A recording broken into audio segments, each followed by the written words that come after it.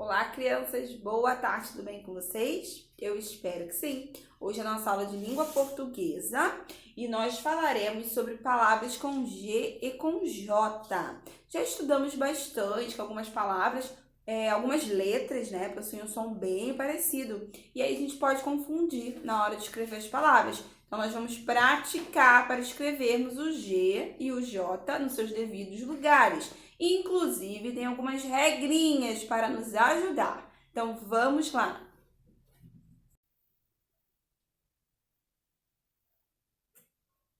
Para representar o fonema, que seria o som da letra J, existem duas letras, o G e o J.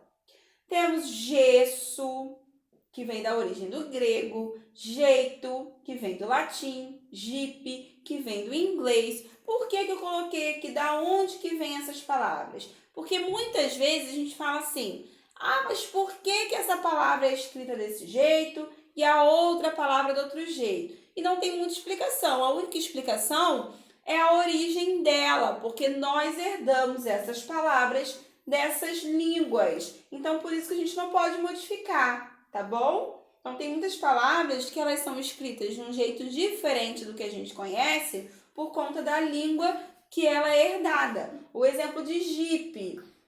Jeep é um tipo de carro que em inglês se escreve Jeep. É uma palavra original do inglês, Jeep, J-E-E-P. Ao longo do tempo, ela se modificou um pouquinho para a língua brasileira. Ao invés de a gente falar Jeep com dois Es, né, a gente fala com I. Mas ainda assim a gente permanece com a letra J, porque é a origem dela.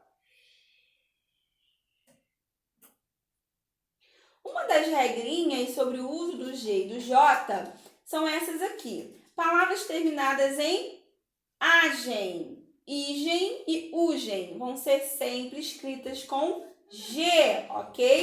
Agen, igen e ugen. Não é tão difícil gravar essa regrinha, uma regrinha básica, né? Agen, igen e ugen, sempre com a letra G. Lembrando, quanto mais a gente pratica, quanto mais a gente lê, quanto mais a gente escreve, melhor a gente aprende, né? Maior é o nosso conhecimento. As palavras terminadas também em ágio, égio, ígio, ógio e úgio. Aqui poderia ser presságio, por exemplo. Termina com G, sempre G, tá bom? As palavras também que vêm de origem de palavras com G. Por exemplo, gengiva é uma palavra com G. Se você for escrever gengivite, que é uma doença que dá na nossa boca, você vai permanecer o G, porque gengivite vem de gengiva.